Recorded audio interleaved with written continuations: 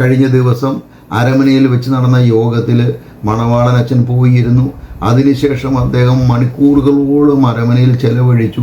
സഭാ നേതൃത്വത്തിന് താല്പര്യമുണ്ടായിരുന്നുവെങ്കിൽ അവിടെ നിന്ന് തന്നെ വീണ്ടും അവിടെ കയറ്റുകയായിരുന്നു. അപ്പോൾ വിശ്വാസ സമൂഹത്തിനോട് നിയമവിരുദ്ധ ക്രിമിനൽ പ്രവൃത്തിയുടെ ഗ്രാവിറ്റി, പൗരോഹിത്യ കർമ്മങ്ങൾ നിരോധിക്കപ്പെട്ട ഒരു ഉത്തരവാദിത്വവും ഒരു കർത്തവ്യവും ഒരു ചുമതലയും ഇല്ലാത്ത പുരോഹിതൻ താൻ അഡ്മിനിസ്ട്രേറ്ററാണ് അല്ലെങ്കിൽ ഉത്തരവാദിത്തപ്പെട്ട ആളാണ് എന്ന് പൊതുസമൂഹത്തെ വിശ്വാസ സമൂഹത്തിൽ പോയി കുർബാന നടത്താൻ പറ്റില്ല, വിവാഹം നടത്താൻ പറ്റില്ല. ഇങ്ങനെ പൈസ സെന്റ് മേരീസ് കത്തീഡ്രൽ ബെസലിക്കയുടെ വികാരിയാണ് അല്ലെങ്കിൽ അഡ്മിനിസ്ട്രേറ്റർ ആണ് എന്ത് റിസപ്ഷൻ ഓഫ് ദി ഓർഡർ കിട്ടി. ഈ ഓർഡറായി ഇത്തരം പ്രവൃത്തികൾ പോലീസ് ചെയ്യുന്നത് എത്ര ഗുരുതരം. യഥാർത്ഥത്തിൽ ഒരു വിവാദത്തിലും പെടാൻ ആഗ്രഹിക്കുന്ന ഒരു വിഭാഗമല്ല വിശ്വാസ സമൂഹം. വളരെ സമാധാനത്തോടും വളരെ ശാന്തതയോടും കൂടി ജീവിക്കുന്ന ഒരു വിഭാഗമാണ് വിശ്വാസ സമൂഹം. പക്ഷേ ഇപ്പോൾ അവർ തെരുവിൽ യുദ്ധം ചെയ്യേണ്ട അല്ലെങ്കിൽ വഴക്കുണ്ടാക്കേണ്ട ഒരു അവസ്ഥയുണ്ടായി. എനിക്ക് പലപ്പോഴും നോക്കുന്നത് വളരെ പ്രായമുള്ള ആളുകൾ, സഭയെ അത്യധികം സ്നേഹിക്കുന്ന, സഭ വിശ്വാസമുള്ള, വിശ്വാസത്തിന് അടിയുറച്ച് ജീവിക്കുന്ന എത്രയോ പ്രായമായ ആളുകൾ ഒരു കാരണവുമില്ലാതെ പോലീസിന്റെ മർദ്ദനത്തിന് വിധേയരാകുന്നു. എന്തിനു വേണ്ടിയാണ് ഇവരെ ഈ രീതിയിൽ പോലീസിന്റെ കൈകളിലേക്ക് നമ്മുടെ സഭാ നേതൃത്വം ഏൽപ്പിക്കുന്നത് എന്ന് എനിക്ക് മനസ്സിലാകുന്നില്ല. യഥാർത്ഥത്തിൽ മണവാളൻ എന്ന പുരോഹിതനെ അവിടെ നിന്ന് സ്ഥലം മാറ്റിയാൽ അല്ലെങ്കിൽ സ്ഥലം മാറ്റിയ ഉത്തരവ് നടപ്പിലാക്കിയാൽ മിനിറ്റ് കൊണ്ട് തീരുന്ന ഒരു പ്രശ്നമേ ഉള്ളൂ. സത്യത്തിൽ കഴിഞ്ഞ ദിവസം അരമനയിൽ വെച്ച് നടന്ന യോഗത്തിൽ മണവാളൻ അച്ഛൻ പോയിരുന്നു. അതിനുശേഷം അദ്ദേഹം മണിക്കൂറുകളോളം അരമനയിൽ ചെലവഴിച്ചു. സഭാ നേതൃത്വത്തിന് താല്പര്യമുണ്ടായിരുന്നുവെങ്കിൽ അവിടെ നിന്ന് തന്നെ അച്ഛനെ പുറത്തേക്ക് വിടാമായിരുന്നു. മറിച്ച് നേതൃത്വത്തിൻ്റെ നിർദ്ദേശപ്രകാരം 30ഓളം വരുന്ന പോലീസുകാർ അദ്ദേഹത്തെ ഉന്തിത്തള്ളി വീണ്ടും അവിടെ കയറ്റുകയായിരുന്നു. അപ്പോൾ വിശ്വാസ സമൂഹത്തിനോട് മാത്രമല്ല, സഭയുടെ പരമോന്നത നീതിന്യായ സംവിധാനമായ സഭാ ട്രിബ്യൂണലിനോട് പോലുമുള്ളൊരു വെല്ലുവിളിയാണത്.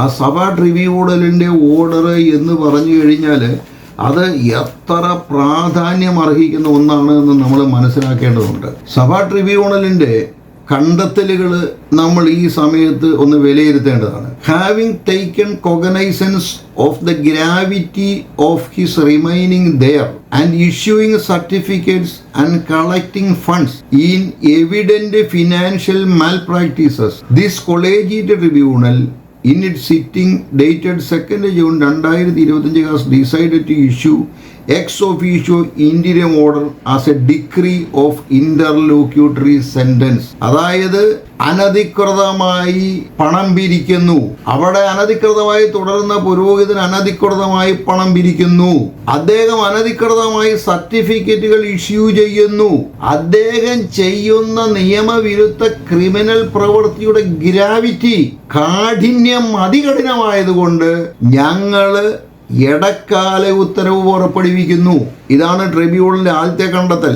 Having considered the urgency of the matter due to the danger to the solus animarum which is the supreme law in the church and the maxim that justice delayed is justice denied, and if the very fact that Father Varghese Manavan continues to exercise priestly ministries of various kinds and പൗരോഹിത്യ കർമ്മങ്ങൾ നിരോധിക്കപ്പെട്ട ഒരു പുരോഹിതൻ എല്ലാ വിലക്കുകളും ലംഘിച്ച് പൗരോഹിത്യ കർമ്മം തുടരുന്നു എന്ന അതികഠിനമായ സഭാവിരുദ്ധ പ്രവർത്തനം ശ്രദ്ധയിൽപ്പെട്ടതിനാൽ, having analyzed the evidences that although he is no more the administrator of the priest, he is illegally exercising the office of administrator vicar of the parish and thereby issuing certificates including Form B and C for marriages and ഒരു ഉത്തരവാദിത്വവും ഒരു കർത്തവ്യവും ഒരു ചുമതലയും ഇല്ലാത്ത പുരോഹിതൻ താൻ അഡ്മിനിസ്ട്രേറ്ററാണ് അല്ലെങ്കിൽ ഉത്തരവാദിത്തപ്പെട്ട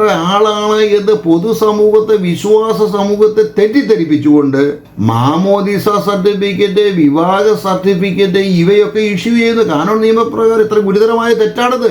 ഇദ്ദേഹം കൊടുക്കുന്ന മാമോദിസ സർട്ടിഫിക്കറ്റ് ഇല്ലീഗലാണ്. ഇദ്ദേഹം കൊടുക്കുന്ന വിവാഹ സർട്ടിഫിക്കറ്റ് കൊണ്ട് ഒരു സ്ഥലത്ത് പോയി പള്ളിയിൽ പോയി വിവാഹം നടത്താൻ സഭയ്ക്ക് പുറത്തുള്ള വേറൊരു രൂപത്തിൽ പോയി കുർബാന നടത്താൻ പറ്റില്ല, വിവാഹം നടത്താൻ പറ്റില്ല. ഇങ്ങനെ പൈസ വാങ്ങി സർട്ടിഫിക്കറ്റ് ഇഷ്യൂ ചെയ്തുകൊണ്ടിരിക്കുകയാണ്. Having obtained corroborating testimonies and evidences that he is collecting money illegally and even forcefully from various persons impersonating himself as the parish priest administrator of the said parish. അതായത് ഞാൻ cent Mary's cathedral ബസലിക്കയുടെ വികാരിയാണ് അല്ലെങ്കിൽ അഡ്മിനിസ്ട്രേറ്ററാണ് എന്ന് സ്വയം പ്രഖ്യാപിച്ചുകൊണ്ട് അല്ലാത്ത ഒരാൾ അങ്ങനെയാണെന്ന് വിശ്വാസ സമൂഹത്തെ കബളിപ്പിച്ചുകൊണ്ട് ഇല്ലീഗലായി പണം പിരിക്കുന്നു എന്ന് മാത്രമല്ല ഫോഴ്സിബിളി കളക്ടിങ് മണി, ഒരു പരിധി വരെ ബലമായി പണം പിരിക്കുന്നത്. തമാശക്ക് പറഞ്ഞതല്ല, എല്ലാത്തിനും എവിഡൻസുകൾ, കൊറാബറേറ്റിംഗ് എവിഡൻസ്, ഓരോ എവിഡൻസുകൾ കൂട്ടിയിണക്കിയാണ് സഭാ ട്രിബ്യൂണൽ ആ ഉത്തരവ് പാസ്സാക്കിയിരിക്കുന്നത്. I, the undersigned president of the special tribunal, hereby declare Father Varghese Manavalan as an illegal occupant of the office and periphery of St. Mary's Cathedral Basilica. അനധികൃതമായ ഒരു ഇൻട്രിയുടെ നുഴഞ്ഞു കയറ്റക്കാരനാണ്, താമസക്കാരനാണ് കത്തീഡ്രൽ ബസലിക്കയിൽ ഫാദർ വർഗീസ് മണവാളൻ എന്ന് കണ്ടെത്തിയതിനാൽ the decree is given to the vicar of the Bajan Archbishop for the Archieparchy of Ernakulam Angamali to execute it most expeditiously, that is within 10 useful days, and I hereby decree that this interim order must be executed either by the major archbishop of the Syro Malabar Church, who is also the eparchial bishop of the Archieparchy of Ernakulam Angamali, or by his vicar Archbishop Mar Joseph Pamblani within 10 days. Then it must be executed by giving an order in writing to Father Varghese Manavalan to move out of the said periphery by handing over the office and documents to the duly appointed administrator Father Tarian Nyalian within 24 hours of the reception of the order. Order കിട്ടി 24 മണിക്കൂറിനകം സ്വയം ഒഴിഞ്ഞു പോകണമെന്നും, അഥവാ അങ്ങനെ സ്വയം ഒഴിഞ്ഞു പോകുവാൻ പുരോഹിതന് വിസമ്മതിച്ചാൽ 10 ദിവസത്തിനകം പോലീസ് സഹായം ആവശ്യമാണെങ്കിൽ പോലീസ് സഹായത്തോടുകൂടി ഈ പുരോഹിതനെ അവിടെ നിന്ന് നീക്കം ചെയ്യണമെന്നും ആർച്ച് ബിഷപ്പ് തട്ടിൽ പിതാവിനും അദ്ദേഹത്തിന്റെ വികാരിയായ പാമ്പ്ലാനി പിതാവിനുമാണ് ട്രിബ്യൂണൽ നിർദ്ദേശം കൊടുത്തിരിക്കുന്നത്, ഉത്തരവ് കൊടുത്തിരിക്കുന്നത്. നിർദ്ദേശമല്ല, ഉത്തരവാണ്. അങ്ങനെയുള്ളൊരു പുരോഹിതനെയാണ് ഈ അനധികൃത താമസിക്കുന്ന പുരോഹിതന് 3-4 സ്റ്റാഫിനെ, സ്വകാര്യ സ്റ്റാഫിനെ ഭക്ഷണം ഉണ്ടാക്കാൻ ശുശ്രൂഷിക്കാൻ സെൻട്രൽ പോലീസ് വ്യഗ്രത കാട്ടുന്നത്. തൂത്തെറിഞ്ഞ് അവിടെ നിന്ന് കളയേണ്ടതിന് പകരം, അല്ലെങ്കിൽ ഏതൊരു പരാതി കിട്ടിയിരിക്കുന്ന പരാതിക്കാരോട് പറയേണ്ടത് നിങ്ങൾ അവരെ പോയി പരാതി കൊടുക്കണം. This is not within the jurisdiction of the police. Civil കേസിൽ ഇടപെടാൻ പോലീസിന് അധികാരമുണ്ടോ? ഫാമിലിയുമായിട്ട് ഇടപെടാൻ പോലീസിന് അധികാരമുണ്ടോ? പള്ളിത്തർക്കത്തിൽ ഇടപെടാൻ പോലീസിന് അധികാരമുണ്ടോ? അവിടെ ലോ ആൻഡ് ഓർഡർ പ്രോബ്ലം ഉണ്ടെങ്കിൽ പോലീസിന് ഇടപെടാം. പുരോഹിതന്റെ ട്രാൻസ്ഫർ ഇടപെടാൻ ഏത് പോലീസിനാണ്, ആരാണ് അധികാരം കൊടുത്തിരിക്കുന്നത്? അവിടെ പ്രൈവറ്റ് സെക്യൂരിറ്റിയെ വെക്കാനും അവിടെ പ്രൈവറ്റ് സ്റ്റാഫിനെ വെക്കാനും പോലീസിന് ഏത് നിയമപ്രകാരമാണ് അധികാരം ലഭിച്ചിരിക്കുന്നത്? വിശ്വാസികളെ ലാത്തിച്ചാർജ് നടത്തി, വിശ്വാസികളെ ദേഹോദ്രവം ചെയ്ത് ബലമായി ഇത്തരം പ്രവൃത്തികൾ പോലീസ് ചെയ്യുന്നത് എത്ര ഗുരുതരമായ നിയമപ്രശ്നമാണെന്ന് പോലീസ് മാത്രമല്ല ഭരണ നേതൃത്വവും വിലയിരുത്തേണ്ടത്. കത്തോലിക്ക വിശ്വാസികളുടെ എത്ര ഹൃദയ വികാരമാണ്, എത്ര അവർക്ക് എന്തൊരു വികാരമാണ് വ്രണപ്പെടുന്നതെന്ന് ഓർക്കണം. അവരെ എന്തിനിങ്ങനെ ചതിക്കുന്നു? എന്തിനതിന് സഭാ നേതൃത്വം കൂട്ടുനിൽക്കുന്നു? ഈ പ്രിയപ്പെട്ട വിശ്വാസികൾ സഭയോടൊപ്പം നിൽക്കുന്നവരല്ലേ? അവരെ ഇങ്ങനെ തെരുവിലേക്ക് വലിച്ചഴിക്കണം. എന്തെങ്കിലും ഉണ്ടെങ്കിൽ പുരോഹിതന്റെ കാര്യത്തിൽ സഭയല്ലേ തീരുമാനമെടുക്കേണ്ടത്? ബസിലിക്ക പള്ളിയിൽ അനധികൃതമായി താമസിച്ചുകൊണ്ട് തന്നെ എല്ലാ സുഖ സൗകര്യങ്ങളും അനുഭവിക്കണം.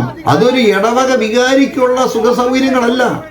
ഏത് ഇടവക വികാരിക്കാണ് പ്രൈവറ്റായിട്ട് സെക്യൂരിറ്റിയെ വെക്കാനും ഏത് ഇടവക വികാരിക്കാണ് പ്രൈവറ്റായിട്ട് ശുശ്രൂഷിക്കുവാൻ സ്ത്രീകളെയും പുരുഷന്മാരെയും ഒക്കെ സ്റ്റാഫായിട്ട് വെക്കാൻ നിയമം അനുവദിക്കുന്നത്?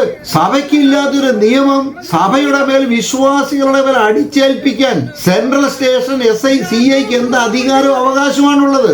അത് എതിർക്കുന്ന വിശ്വാസികളെ പോലീസ് ഫോഴ്സ് ഉപയോഗിച്ച് നീക്കം ചെയ്തുകൊണ്ട് സഭാകാര്യങ്ങളിൽ ഇടപെട്ടാൽ അതിലുണ്ടാകുന്ന പ്രത്യാഘാതം കേരള കത്തോലിക്ക സഭയും വിശ്വാസികളും മുഴുവൻ ഉണർന്നെഴുന്നേൽക്കും. വിശ്വാസികളുടെ നെഞ്ചിൽ ചവിട്ടിക്കൊണ്ടാണ് പോലീസിന്റെ ഇപ്പോഴത്തെ പ്രവർത്തനം എന്നുള്ളത് പോലീസ് ഓർക്കണം.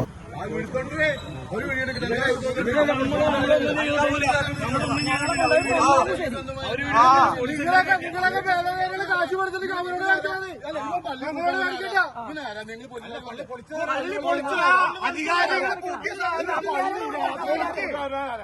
നിങ്ങൾ ഇവനാരാ പള്ളി പൊളിക്കാൻ? എന്തിനാ പള്ളി പൊളിച്ചേ? നമ്മുടെ സി എന്താ പറഞ്ഞത്? ഒരു നീ അത്തികൂട്ടാണ് മേടിച്ചിട്ട് പോകുന്നോടാ പരിപാടി പോലെ. നിന്റെ അവസാനം നീ ആരാടാ പറ്റി? ഈ ഒരാള് വന്നിട്ട് ഭവനഭേദല്ലേ?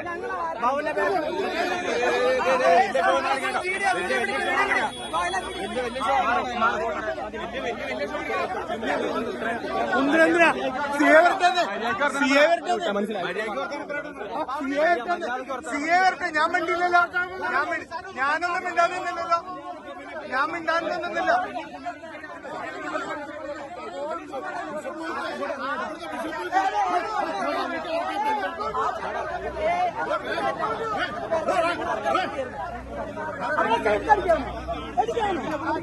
പുറത്തേക്ക്